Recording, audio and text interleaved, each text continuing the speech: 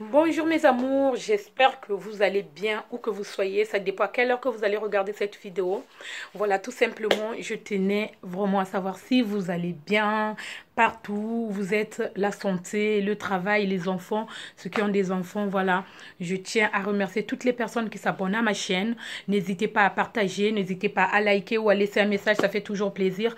Les messages, voilà, qui fait toujours plaisir. Donc voilà, big up à vous tous, à toutes les personnes qui me suivent un peu partout dans le monde et vraiment qui s'abonnent à ma chaîne, qui m'encouragent, vraiment à tous les encouragements. Voilà, vous êtes là pour me soutenir, vraiment à toutes les personnes, sincèrement, je tenais à vous remercier vraiment pour vos encouragements, pour tout ce que vous me dites, la confiance que vous me faites en ce moment, voilà, parce que vous me prenez au sérieux. Donc, tout simplement, on va rentrer dans le but du sujet.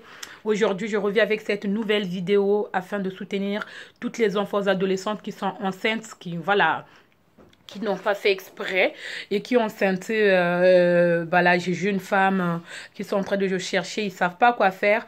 Voilà, j'aimerais apporter mon soutien à ces jeunes femmes-là, voilà, tout simplement, et puis donner mon avis à moi. Donc, comme je le dis, tout ce que je dis n'engage que moi. Voilà, ça n'engage que moi, ça n'engage personne d'autre. Comme je vous avais dit, avant de vous parler des autres, je vous parlais de moi. Alors, aujourd'hui, j'avais besoin de vous expliquer une histoire qui m'est arrivée. C'est une story time, que j'avais besoin de vous expliquer aujourd'hui ce qui m'est arrivé. Il y a 20 ans à peu près en arrière, on va dire, à l'époque, j'avais 19 ans. Voilà, à l'époque, j'avais 19 ans parce que ma fille, elle a 18 ans. Donc, à l'époque, j'avais 19 ans. Donc, voilà, ne faites pas ça chez vous. Donnez des informations aux enfants. On va rentrer dans le but du sujet, des enfants apporter, voilà, mon avis passe à ça. Donc, voilà, éviter à être un peu sévère envers les enfants. Tout simplement parce que moi, j'ai failli laisser ma vie à cause d'un avortement qui s'est mal tourné. À l'époque, c'était mon tout premier avortement. Donc, ça a failli me coûter la vie. Tout simplement, à l'époque, j'habitais avec mes parents. Donc, en sortant de la guerre, on avait fui la guerre de 98 pour ceux qui ont connu la guerre en Afrique. J'étais partie en direction du pôle avec mes frères, étant jeune à l'époque. J'avais à peine 16 ans, on va dire. J'avais 16 ans à l'époque.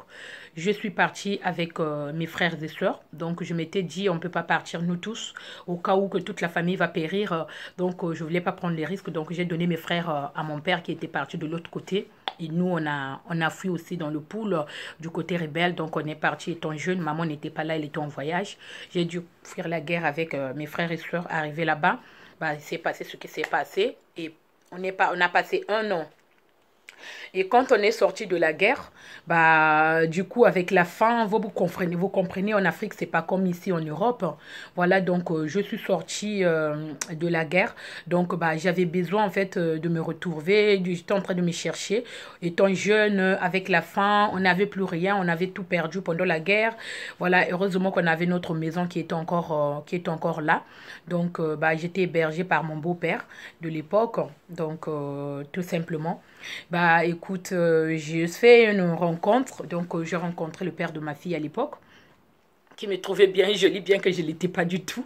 J'étais toute moche. Vous imaginez, quand on sort de la guerre, on n'a pas la beauté, on n'a rien. Donc, c'était un peu toute moche. Mais voilà, il a trouvé une beauté en moi. Voilà, il s'est dit que cette femme, elle est belle. Moi, je la kiffe.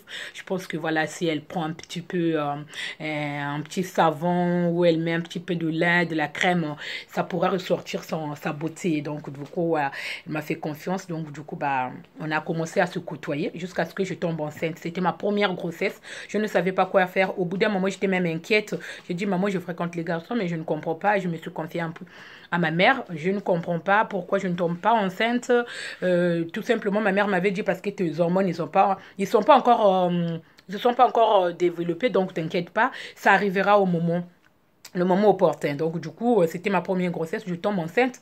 Et puis, je me suis même pas posé la question, ni aucune fois, je me suis dit que je dois aller avorter parce que c'était ma première grossesse. J'ai dit, je garde. Tout de suite, on a pris la décision. Heureusement qu'il était là, il m'a soutenu aussi. Voilà, il est du Congo, Kinshasa. Donc, c'est vraiment un mec qui était très gentil. Après, je garde le bon souvenir. Hein, je garde le bon souvenir parce que notre histoire s'est terminée. On n'avait pas vraiment eu des problèmes. Tout simplement parce que ma mère ne voulait pas. En fait, ma mère n'acceptait pas étant jeune que j'habite avec en couple. Pour lui, à 18 ans, il me prenait encore pour un bébé, que j'avais pas le droit de quitter le domicile familial et d'aller m'installer avec mon compagnon de l'époque, c'est parce que voilà, avec la famine au pays, donc du coup j'étais obligée d'habiter ensemble avec mon copain puisqu'il avait assumé. Moi j'ai dit ah bah tiens, j'avais peur en fait d'aller l'avouer à ma mère. J'ai dit ah tiens, je tombe enceinte, comment je vais pouvoir l'avouer à ma mère? Moi j'étais sûre de moi que j'allais garder cette grossesse. Moi je m'étais dit j'avorterai pas parce que c'est ma première grossesse, je suis jamais tombée enceinte. Mais j'avais juste, j'appréhendais en fait la réaction de mes parents, ma mère et mon père qui gueulaient tout le temps parce qu'ils nous terrorisaient en fait. Donc j'avais la peur, la boule au ventre. J'ai dit à mon copain, je ne sais pas comment je vais pouvoir l'annoncer à mes parents, ma mère va me tuer, je ne sais pas et tout. Donc du coup, bah, j'écoute, de toute façon, comme on a pris la décision de garder la grossesse, on va prendre le courage, on va aller voir ma mère. Mais toi, tu restes en entendant parce que du coup, bah, c'est pas un peu raciste, mais ma mère ne voulait pas me voir en couple, surtout avec les gens de Kinshasa à l'époque. Bah voilà, elle avait changé d'avis peu de temps après, donc pas aujourd'hui, hein, donc ça date de l'époque. J'ai pris mon courage, je suis allée voir ma mère, je lui ai dit que j'étais enceinte. C'est vrai qu'elle c'était pas une très très bonne nouvelle, donc je m'en doutais forcément. J'ai dit, ma mère ne sera jamais d'accord d'accepter ça, vu que je suis tombée enceinte d'une personne de l'autre côté, donc ça passe pas du tout. Elle a des mauvais souvenirs avec ces gens-là. Donc, du coup, bah, ma mère, elle n'a pas accepté tout de suite. Elle a fait sa tronche et tout. J'ai dit, bah, ça lui passera de toute façon. Moi, je vais habiter avec ce garçon. Au fil du temps, comme elle n'acceptait pas, jusqu'à ce que je retourne chez nous, j'ai dit à mon copain, bah écoute, toi tu vas continuer, parce que ma mère, elle arrête pas de m'engueuler. Comme je suis enceinte, c'est ma première grossesse, je vais retourner chez mes parents pour qu'ils puissent me suivre auprès. Donc je suis rentrée chez moi. Donc, bah, comme je vous ai dit, c'est une story time, big up à toi, Jérôme, le foyer aux Alakawana pour soutenir Dalal Fleur. Installe-toi bien, prends ton temps, écoute bien ce message. C'est pour apporter et pour donner des conseils aux jeunes mamans qui brument leurs enfants. Voilà, c'est le but de cette vidéo que je tenais à vous faire. Donc, bref, je retourne chez mes parents. La grossesse se passait très bien jusqu'à ce que le jour J, j'accouche. J'accouche de ma première fille. Bah, malheureusement, les problèmes de santé se sont installés. Et puis, mon copain de l'époque, il n'avait pas assez de moyens, donc l'enfant, il commençait un peu à être malade. Bref, j'ai dû traverser des périodes difficiles. Bref, je reviendrai après par rapport aux périodes où ma fille était malade. Donc, bah... je ne vais pas être rentrée dans le but du sujet parce que le but n'est pas pour vous détailler tout ça. Le but est que de donner des conseils par rapport à tout ça. Peu de temps après, étant chez ma mère, parce qu'on est resté avec mon copain 1 an, on habite ensemble, donc je suis retournée avant l'accouchement chez mes parents. Peu de temps après, 1 an après, je suis retombée enceinte. Malheureusement, chez nous, comme vous le savez, les problèmes de planning familial, c'est pas bien pris en compte par les jeunes filles. Donc, on ignore ça. C'est pas qu'il y en a pas, il y a des plannings familiales, mais les enfants, ils sont mal informés. Les parents, ils prennent pas trop le temps en Afrique d'informer les enfants qu'il y a des plannings familiales pour éviter les grossesses, pour éviter la maladie, pour éviter tas d'autres choses. Donc, du coup, j'étais mal informée. On ne parlait pas de ça. C'est des sujets tabous chez nous, en Afrique. Donc, du coup, j'étais mal informée. Je tombe enceinte de ma... J'ai dit, oh là là là là, quel cauchemar. Et ma mère va encore me tuer une fois de plus. Déjà, elle a eu du mal à accepter la première grossesse. Vu que je partais encore, je voulais retourner à l'école. J'ai dû arrêter parce que pour m'occuper de ma fille, mais qu'est-ce que je veux pouvoir faire? J'ai dit, je vais cacher cette grossesse, je ne vais pas dire à ma mère, parce que sinon elle va me buter, quoi. C'est sûr, elle va me... franchement, c'est pas possible, elle va me pendre. Donc, vu que c'est elle qui s'occupait de nous, nous, on était à sa charge, mon père nous avait laissé tomber, mon père, il a refait sa vie. Donc, vu que c'est ma mère qui prenait tout en charge, en plus de ma fille, et là, la grossesse, et j'habite encore, même si j'avais un petit studio à côté, j'ai dit non, je ne vais pas pouvoir le dire. J'ai tellement eu peur, vu que mes parents, c'est des parents qui sont vraiment autoritaires, qui étaient autoritaires, bah, ils nous faisaient peur, donc du coup, j'avais pas du... Mon père l'avait appris parce que je m'enfouillais, hein, je voulais pas aller chez mon père pour lui dire que, bah, écoute, j'ai dit, mais il va me tuer, quoi. Il a pris quelques temps après il a accepté la nouvelle, bah, voilà, un peu de temps après. Donc, du coup, cette deuxième grossesse-là, j'ai dit, moi, je veux le cacher. J'avais pas l'argent pour aller avorter. J'ai dit, ça tourne mal. J'avais vraiment peur quand même. J'ai réfléchi. J'ai dit à mon copain, je tombe encore enceinte. Ma mère m'a pas... Déjà, il a du mal à t'accepter. Et le bébé aussi, et la grossesse aussi. Non, bien qu'elle aime bien sa petite fille. Mais là encore, je vais pas pouvoir le dire. Donc, moi, je vais chercher l'argent. Mon copain n'était pas d'accord que j'avorte. J'ai dit, non, non, non. À l'époque, moi, je me voyais pas, en fait, étant jeune, me retrouver avec 2 enfants en plus chez mes parents. J'ai dit, j'ai que 19 ans, j'ai envie de reprendre mes études. Voilà, j'ai dû arrêter parce qu'on avait fui la guerre. Mais voilà, j'ai besoin de reprendre quelque chose. Là, peut-être qu'il est trop tard. Je vais peut-être apprendre un métier, la coiffure, quelque chose. En tout cas, moi, je vais pas rester les bras croisés. En tout cas, je vais apprendre un métier. Je vais pas continuer.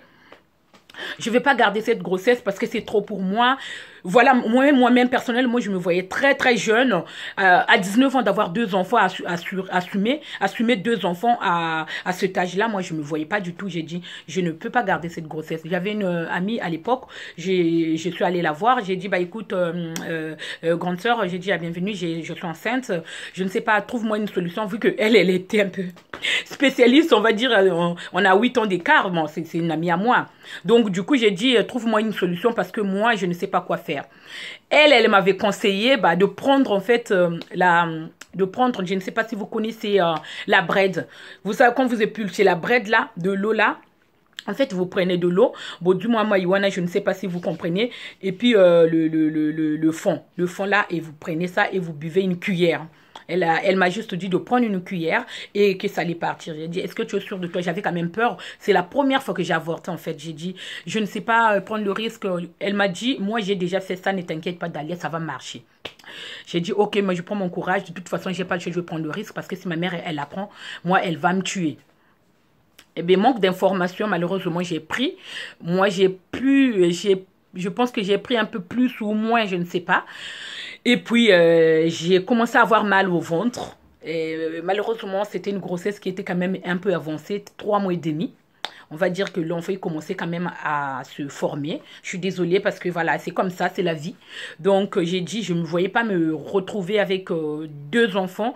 J'étais pas prête à assumer le rôle d'être maman à cette époque-là, à 19 ans, d'avoir 2 enfants. J'étais encore jeune, je voulais faire ma vie, s'amuser, sortir avec les copines, aller en boîte. Je ne me voyais pas du tout. Déjà, j'avais du mal déjà avec la petite, qui était déjà tout le temps malade, donc j'ai dû faire beaucoup de sacrifices.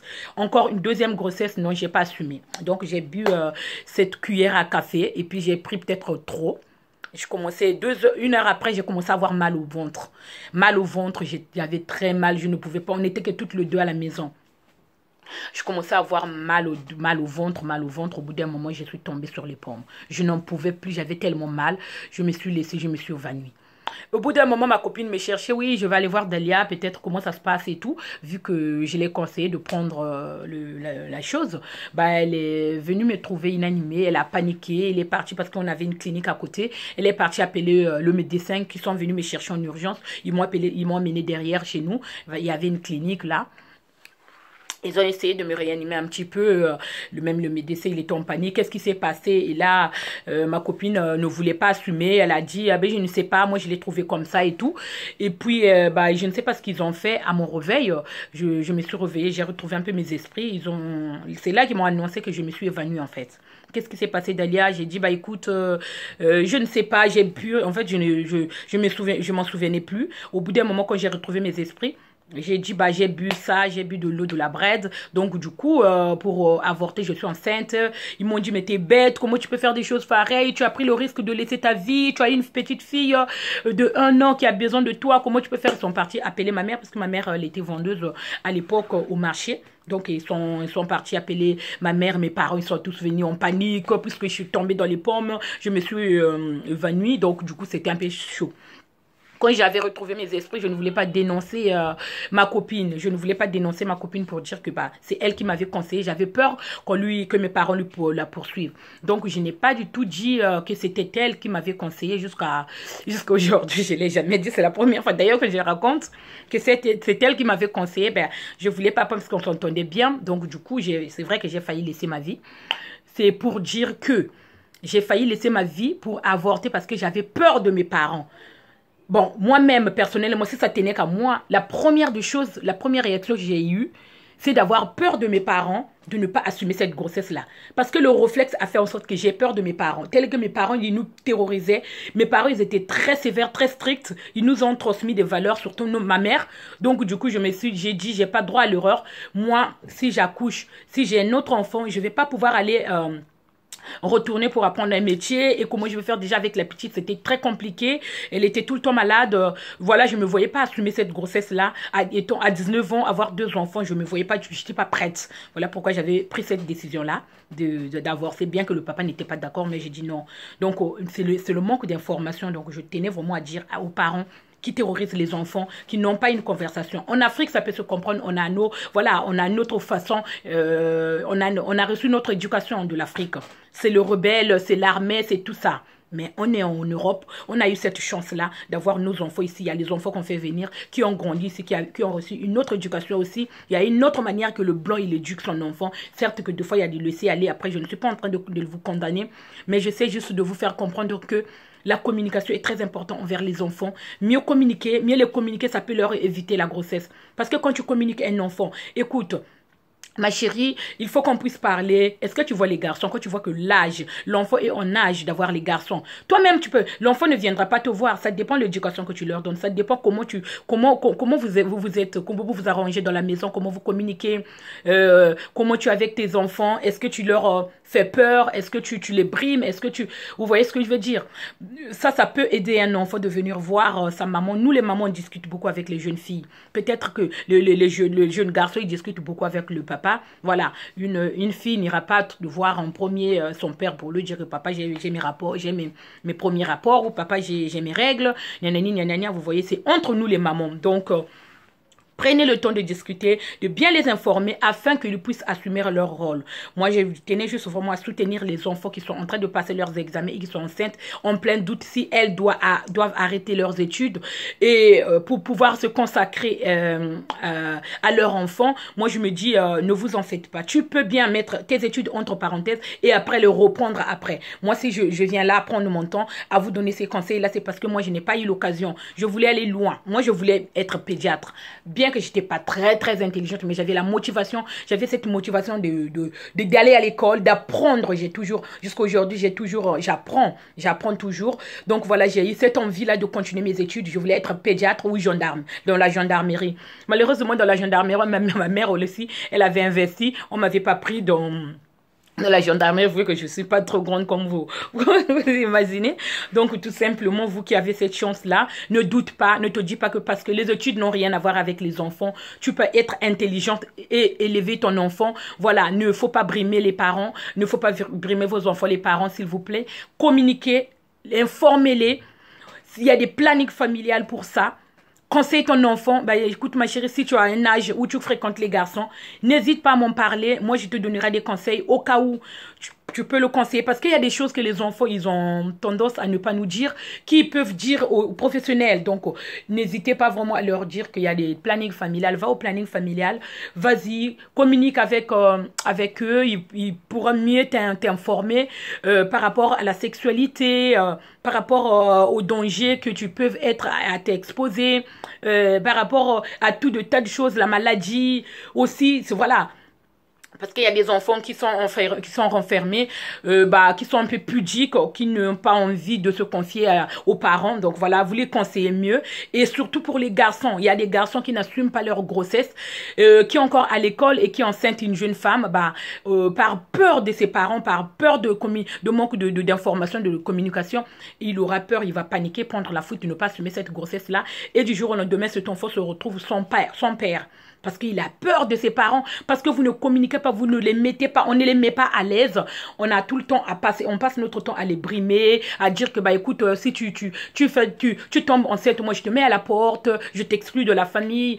Si tu vas avoir une copine, si tu as des rapports, des relations avec une copine et tu l'enceinte, sache que tu n'habiteras plus dans ma maison, Donc, les enfants, ils enregistrent ça. Donc, dès lors qu'il a des rapports sexuels avec une fille et que la meuf tombe enceinte, il y a beaucoup des enfants, il y a beaucoup des ados. Donc, il ne faut pas les condamner. C'est les erreurs que les enfants peuvent reproduire, que nous aussi, les parents, qu'on a pu faire dans le passé. On a commis toutes les erreurs. Il y a beaucoup de femmes qui ont eu les enfants à leur adolescente. Donc, ne les condamnez pas parce qu'ils ont commis une erreur. Une faute avouée, excusez-moi, est à moitié pardonnée. C'est tout ce que je peux vous dire. Donc, j'espère que vous serez d'accord avec moi. Bisous, ma Judith Time. Voilà, Gigi Machar, le métis, le jour du clowné. Moi, je t'appelle un jour du clowné. Voilà, tant pis pour les jaja. Je sais pas. J'espère que tu seras d'accord avec moi pour l'éducation des enfants. Toi qui es père, tonton Jérôme Lefoy. Donc, je ne sais pas ce que tu en penses. Soit oublié tonton Kazeba, papa Yabana. Quand je parle d'Eric Oubeta, il est le père des enfants et le père responsable aussi. Voilà. Coucou ma Marthe, je te fais des gros bisous. Il y a Sophie, tout le monde, un peu partout dans le monde qui me suivait. Lobby. Et quand j'ai eu mon et ma copine perso, que baluki basi ya kitoko bazala na épiner sur scénar. Nous les mamans responsables, je ne sais pas ce que tu en penses, Magio. On est congéant. Voilà, Florian à moi. Je ne sais pas, on est des parents. Je ne sais pas ce que tu en penses par rapport à ça. Godet, toi aussi, tu es parent. Tu es la mère des enfants. Donc, tout simplement. Et Ben, toi aussi, tu élèves tes enfants toute seule. Je ne sais pas ce que tu vas en penser de cette vidéo. En tout cas, n'hésitez pas à le partager. C'est pour faire du bien à tout le monde. Cette vidéo, je pense que ça va faire du monde à... Ça va faire plaisir à plein de personnes, surtout aux parents. Donc, essayez de trouver un moyen d'entente, de communiquer avec vos enfants. Ne passez pas le temps à les brimer, à leur faire peur. Parce que quand tu fais ça, c'est comme si tu étais en train de l'inciter à ne pas assumer son rôle de père, à ne pas assumer une grossesse. Parce que quand tu n'assumes pas, cet enfant-là restera son père. Et moi, je n'accepte pas ça. C'est pour les enfants. Qui n'a pas commis d'erreur? Qui n'a pas commis des erreurs? Étant enfant, moi j'ai eu ma fille à 18 ans. J'ai failli laisser ma vie par peur de mes parents. J'ai failli laisser ma vie par peur parce que j'étais tétanisée. C'était mon premier avortement. Par manque d'informations, j'ai fait du n'importe quoi et j'ai failli laisser ma vie. J'ai eu une personne qui m'avait mal informée, qui m'avait mal conseillé. Voilà, c'était une copine et j'ai failli laisser ma vie parce que j'avais peur de mes parents de ne pas pouvoir l'assumer même si j'étais pas prête à avoir un deuxième enfant à 19 ans. Donc, assumez vos rôles de mère, assumez vos rôles en tant que père. Prenez le temps, que tu sois un père, de communiquer avec une jeune femme. N'aie pas peur, c'est ton enfant. C'est l'avenir de ton enfant qui est en jeu. Mieux que tu la communiques, mieux que tu la conseilles, mieux que tu l'informes. Et puis voilà, tu éviteras des problèmes chez toi, qui ramène un bébé qui n'aura pas de père, qui ramène un bébé qui n'aura pas. Voilà, tout simplement, communiquer le mieux. La communication, c'est très important quand vous habitez en famille. Voilà, la maman, si tu n'as pas le temps, trop le temps. Le père aussi, tu peux prendre ce rôle-là, de prendre le temps de surveiller les enfants. Tu fréquentes les garçons. Ne passe pas ton temps à lui faire peur. Parce que si c'est un garçon, dès qu'il enceinte une femme, il aura peur d'assumer ce rôle-là. Imagine-toi. Voilà, moi, peut-être la prochaine fois, je vous parlerai de ce qui est arrivé à ma fille. Je n'avais parlé sur Facebook, mais pas sur YouTube, de ce qui est arrivé à mon enfant. Assumez vos rôles. N'aie pas peur de tes parents d'assumer. Donc, même si tu es jeune, même si tu as 17 ans, tu es en train de passer tes examens, ton bac, et que tu es enceinte, une femme, l'horreur est humaine. Tout simplement, assume ce rôle. Ne laisse pas cet enfant grandir sans toi. D'une manière ou d'une autre, ça va te briser à jamais. Et ta conscience, seul toi et ta conscience. Tu sauras dans ta tête que j'ai un enfant quelque part que je n'ai pas accepté. Et cet enfant va pouvoir grandir sans toi. Assume ton rôle de mère même si tu es en train de passer les examens. C'est pas grave. Tu peux mettre tes études entre parenthèses et le reprendre après. Une fois que tu as eu le temps, il y aura toujours quelqu'un dans la famille qui va qui va t'aider. Soit tu le mets à la crèche et de reprendre tes études. Moi, je n'ai pas eu cette chance-là. Aujourd'hui, j'en regrette. C'est pas de ma faute. Je ne m'en veux pas parce que c'est la faute de mes parents qui ne m'ont pas donné une seconde chance afin que ma mère, elles sont voulues. Voilà. Ma mère, elles s'en veut jusqu'à aujourd'hui. Malheureusement, c'est passé. Je leur en veux pas. C'est comme ça. Tout est passé. Donc, toi qui as encore la chance de pouvoir poursuivre tes études, vas-y, n'hésite pas. C'est les conseils que je voulais juste donner. Si cela t'a plu, n'hésite pas à le partager. N'hésite pas à liker, à laisser un message. Je prends mon temps pour venir vous dire ça. N'hésitez vraiment. Ne faites pas peur à vos enfants. Laissez-les faire leur vie. Voilà, beaucoup de femmes ont eu les enfants en Afrique à l'âge de 13 ans. Moi, en 2012, j'étais surprise de voir un enfant de 13 ans enceinte. Certes que ça m'avait choqué. J'ai dit, cette fille-là, elle est enceinte. C'est jeune. C'est jeune, franchement, 13 ans, c'est par manque d'informations. Vous savez comment ça fonctionne chez nous, comment ça passe. Le planning familial, ils ne prennent pas ça en compte. Informez-les, il y a les moyens de contraception pour éviter tout ça. Voilà, les envoyer au planning familial. Il y a ces genres de professionnels qui sont là, qui sont tenus, voilà, qui sont tenus au secret professionnel, qui ne peuvent pas dénoncer. Moi, je l'ai fait pour ma fille. Voilà, certes qu'il s'est passé pas mal de choses. Donc, mais j'ai pris le temps je suis maman voilà, moi, je passe mon temps, des fois, de crier. Vous comprenez, j'ai beaucoup d'enfants à la maison, donc, j'ai conseillé ma fille d'aller au planning familial pour qu'on l'informe, voilà, qu'il ne me ramène pas un bébé, voilà, qui n'aura pas du tout de père, voilà, tout simplement. Donc, informer le mieux, les informer, mieux que tu éviteras des problèmes. Big up à vous tous. Je n'ai pas oublié à toi. Je te fais des gros bisous. Le DDP balobi mo bali ambongo na kati ya venu ezande yo simbi makambo. Tango balobi la kami bali ambongo qui assume. Donc c'est toi le DDP, le 2DP. Donc voilà, je te fais des gros bisous l'homme du peuple. Je fais gros bisous à ma grande sœur perso Marie-France Kibaliki. Je suis de tout cœur avec vous, à toutes les personnes qui ont perdu un proche, tout simplement particulièrement à toi Yeguet la Moussojat. Je te fais des gros bisous. Je suis de tout cœur avec toi, à Amalia, Natalia, à toutes ces personnes qui me soutiennent. Je suis avec vous. Je vous fais des gros bisous. À ma famille perso depuis Brazzaville. Voilà. Je fais des gros bisous. Big up à toi, Balobi. Balobi, le docteur Moren, Nam CHU. Si tu as des problèmes avec les oreilles, des malformations, lui, il est là pour opérer les enfants. Azo Salaba Miracle. Na CHU, c'est le docteur Moren à l'hôpital de CHU. Je ne sais pas comment ça se passe là-bas. En tout cas, je ne suis pas informée. Voilà, tout simplement, je fais de gros bisous. Des gros bisous à toi, le capitaine Obura. Voilà, capitaine Ngabali. On est de tout cœur. Je suis de tout cœur avec vous. Voilà, j'espère que vous allez bien là où vous êtes partout dans le monde. Colonel Thierry, colonel Bazabidila, à toutes les personnes vraiment que j'aime autant, à mes parents. Voilà, je vous fais des gros bisous. On reste ensemble. Voilà, partagez cette vidéo. Likez si vous voulez. Allez, prenez tout soin de vous. À bientôt.